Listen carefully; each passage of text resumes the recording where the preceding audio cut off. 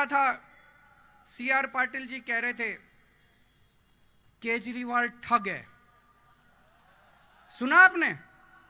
एक भाषण में के बोले एक दिल्ली से महा ठग आता है, केजरीवाल ठग है। मैं आपसे पूछना चाहता हूं, मैं ठग हूं? मैं आपसे पूछना चाहता हूं कि कोई ठग सरकारी स्कूल ठीक करता है? कोई ठग बच्चों की शिक्षा की बात करता है? कोई ठग लोगों के अस्पताल की बात करता है? कोई ठग लोगों को अच्छी शिक्षा देने की बात? मैं आपको ठग नजर आता हूं?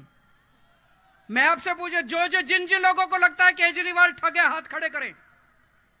जिन जिन लोगों को लगता है CR पाटिल ठग है, हाथ खड़े करें।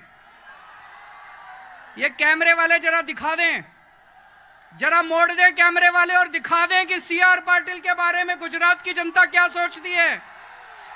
जिन जिन लोगों को लगता है कि CR पाटिल ठग है, हाथ खड़े करें जोर से। कैमरे वाले, मुझे पता है आप दिखा नहीं पाओगे, आपका टीवी चैनल बंद करा देंगे वो, लेकिन फिर भी एक बारी रिकॉर्डिंग तो कर ही लो। भारतीय जनता पार्टी अमीरों की पार्टी है। अमीरों के लिए बड़े बड़े स्कूल बना देंगे, महंगे महंगे स्कूल बना देंगे, शानदार स्कूल बना देंगे। मैं CR पाटिल जी से पूछना चाहता हूं, 27 साल में आपने गरीबों के लिए कितने स्कूल बनाए? मैं CR पाटिल जी से पूछना चाहता हूं, अपने आम आदमी और मिडिल क्लास वालों के लिए कितने स्कूल बनाए? स्कूल बंद करते जा रहे हैं, गरीबों के स्कूल बंद करते जा रहे हैं। कितने स्कूल बंद कर दिए इन्होंने? 6000 स्कूल बंद कर दिए इन लोगों ने पिछले कुछ दिनों में। गरीबों के स्कूल बंद करते जा रहे हो, अमीरों के स्कूल खुलते जा रहे हैं। मैं ये पूछना चाहता हूं कि अगर हमने 5 साल के अंदर दिल्ली के सरकारी स्कूलों का इतना शानदार इंतजाम कर दिया, 5 साल के अंदर अगर गरीबों के बच्चों को हमने भविष्य दिया है, तो 27 साल के अंदर भारतीय जनता पार्टी ने गुजरात के स्कूलों को ठीक क्यों नहीं किया? ठीक करने की वो कभी करना ही नहीं चाहते थे। भारतीय जनता पार्टी कभी स्कूल ठीक नहीं करना चाहती थी। वो कभी सत्ता में स्कूल ठीक करने के लिए नहीं आए, वो केवल लूटने के लिए आए थे। 27 साल से गुजरात को लूट रहे हैं, 27 साल से गुजरात को लूट रहे हैं। वो केवल और केवल लूटने के लिए आते हैं। अभी एक कांग्रेस का बहुत बड़ा नेता हमारी पार्टी ज्वाइन करना चाहता था। बीजेपी वालों को पता चल गया, बात लीक हो गई, तो बीजेपी वालों का उसके पास फोन आया, बोले खबरदार आम आदमी पार्टी में गया तो कांग्रेस में ही रहे। बीजेपी वाले उसको कह रहे हैं कांग्रेस में ही रहे, तो उसने कहा कि कांग्रेस में रहूं क्यों? बोले नहीं, कांग्रेस हमारी छोटी बहन है। तो ये जो भाई बहन का प्रेम है, ये इसने गुजरात को बर्बाद कर दिया।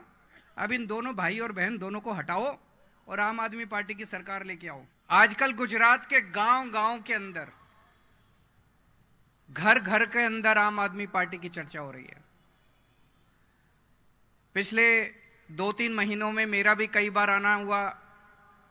हमारे कार्यकर्ता भी गांव-गांव में जा रहे हैं, घर-घर में जा रहे हैं। चारों तरफ आम आदमी पार्टी की चर्चा है। मुझे दिल्ली के लोग खूब प्यार करते हैं, पंजाब के लोग खूब प्यार करते हैं, और मुझे बेहद खुशी कि अब गुजरात के लोग भी मुझे खूब प्यार करने लगे हैं। इनको अहंकार बहुत हो गया है बीजेपी वालों को। 27 साल हो गए, इनको लगता है अब इनकी सरकार कोई नहीं ला सकता। मेरी आप सब लोगों से विनती है, कम से कम इनका अहंकार तोड़ने के लिए एक बार, इस बार आम आदमी पार्टी को वोट दे दीजिए। अगर हम अच्छा काम ना करें तो अगली बार आप इनको वोट दे देना। मैं 2-3 बार आया, इतनी ज्यादा इन लोगों को मेरे से चिढ़ हो गई, मेरे को इतनी गंदी गंदी गालियां दे रहे हैं। अब इन्होंने, हम गांव-गांव में जा रहे हैं हमारे कार्यकर्ता, इन्होंने हमारे LED वैन तोड़ दी है। वो जो होती है ना प्रोजेक्शन वाली वैन जिस पे पिक्चर दिखाते हैं, वो हमारी वैन तोड़ दी। हमारे लोगों के ऊपर पिटाई कर रहे हैं, जगह जगह हमारे कार्यकर्ताओं की पिटाई कर रहे हैं। पाटिल साहब, ये क्या है? ये तो अच्छी बात नहीं है। गुजरात के लोग तो बहुत अच्छे हैं, गुजरात के लोग ये पसंद नहीं करते। आप ऐसे चुनाव जीतना चाहते हो, इस तरह की गुंडागर्दी करके चुनाव जीतना चाहते हो, इस तरह की लफंगाई करके चुनाव जीतना चाहते हो, ये अच्छी बात नहीं है। मैं आपको आके ये कह रहा हूं कि मैंने दिल्ली में ऐसे कर दिया, मैंने स्कूल खोल दिया, मैंने अस्पताल खोल दिया, मैंने ये कर दिया, वो कर दिया। आप भी अपने काम बताओ। आप अपने काम क्यों नहीं बताते? कोई काम किए ही नहीं, 27 साल में कोई काम किए ही नहीं, इसीलिए डरा रहे हैं। डरा के धमका के इस तरह से ये चुनाव जीतना चाहते हैं। ये तो अच्छी चीज नहीं है, ये तो गलत चीज है। और मैंने सुना यहां पे पेपर बहुत फूटते हैं। फूटते हैं मतलब लीक होते हैं। मेरे को पता चला गुजराती में उसको फूटना कहते हैं, कि पेपर बहुत फूटते हैं, पेपर बहुत लीक होते हैं। मेरे को अभी लिस्ट दे रहे थे, इतनी सारी, ये इतने पेपर फूटे अभी तक। 2014 में जीपीएससी मुख्य अधिकारी का पेपर फूटा, 2015 में तलाटी परीक्षा लीक हो गई, 2016 में तलाटी सुरेंद्रनगर गांधीनगर परीक्षा लीक हो गई, 2018 में टीईटी शिक्षक योग्यता परीक्षा लीक हो गई, 2018 में मुख्य सेविका परीक्षा फूटा, 2018 में नायब चिटनीस, इतनी लंबी लिस्ट है। सारे पेपर फूट जाते हैं, सारे पेपर लीक हो जाते हैं। मैं पाटिल जी से कहना चाहता हूं, एक पेपर नहीं तुमसे ठीक से होते, तुम सरकार क्या चलाओगे? तुमसे एक पेपर नहीं होते, तुमसे एक पेपर ढंग से नहीं होते, पेपर का आयोजन ढंग से नहीं होता, तुम सरकार क्या चलाओगे? और मैं आपसे पूछना चाहता हूं, ये पेपर लीक कौन करवाता है? इसके पीछे कौन लोग हैं? कोई जेल नहीं जाता, किसी को जेल नहीं होती, पेपर फूटते हैं, फिर और पेपर फूटते। जनता, बच्चों का भविष्य खराब हो रहा है, बच्चों का भविष्य खराब हो रहा है। किस किस को पता है कि दिल्ली में बिजली फ्री मिलती है? बिजली फ्री चाहिए कि नहीं चाहिए? किस किस को चाहिए बिजली फ्री? ये बिजली फ्री नहीं देंगे आपको। क्यों नहीं देंगे? सारे पैसे खा जाते हैं। बिजली फ्री देने वाली सरकार चाहिए कि पैसे खाने वाली सरकार चाहिए?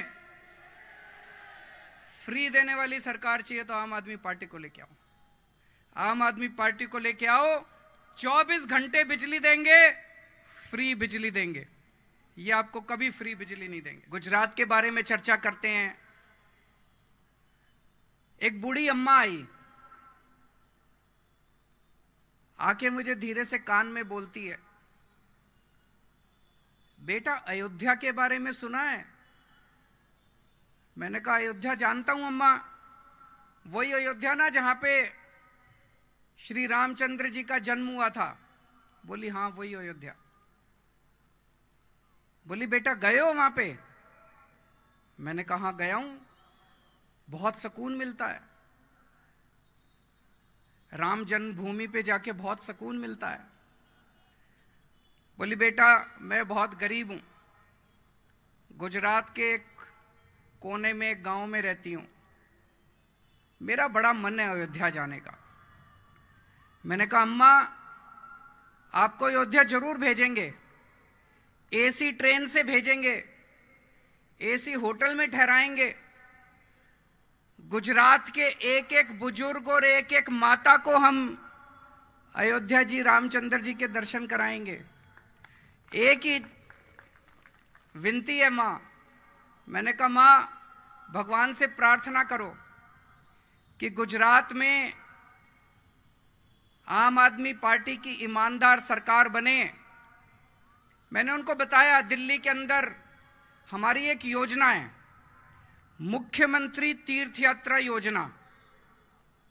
उस योजना में हम दिल्ली के बुजुर्गों को मुफ्त में तीर्थ यात्रा कराते हैं। बुजुर्ग उनको हम एसी ट्रेन में लेके जाते हैं, एसी होटल में ठहराते हैं, आना जाना खाना पीना सब मुफ्त।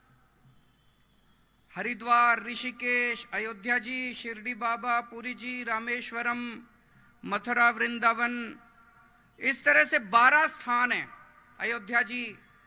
उन स्थानों पे हम तीर्थ यात्रा लेके जाते हैं। पिछले 3 साल में मैंने 50,000 बुजुर्गों को तीर्थ यात्रा कराई, 50,000 बुजुर्गों। तो मैंने अम्मा को बोला, मां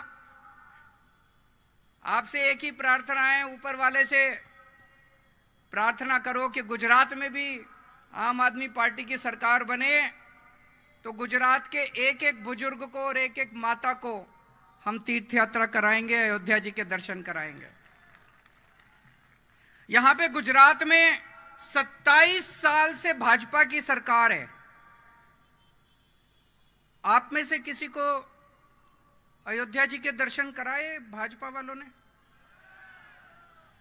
एक को भी कराए? किसी को भी नहीं कराए। 27 साल में उन्होंने एक भी व्यक्ति को दर्शन नहीं कराए, तीर्थ यात्रा नहीं कराई। हमने 3 साल में 50,000 लोगों को मुफ्त में तीर्थ यात्रा कराई। मैं सीआर पाटिल साहब को कहना चाहता हूं। सीआर पाटिल कौन है जानते हैं आप लोग?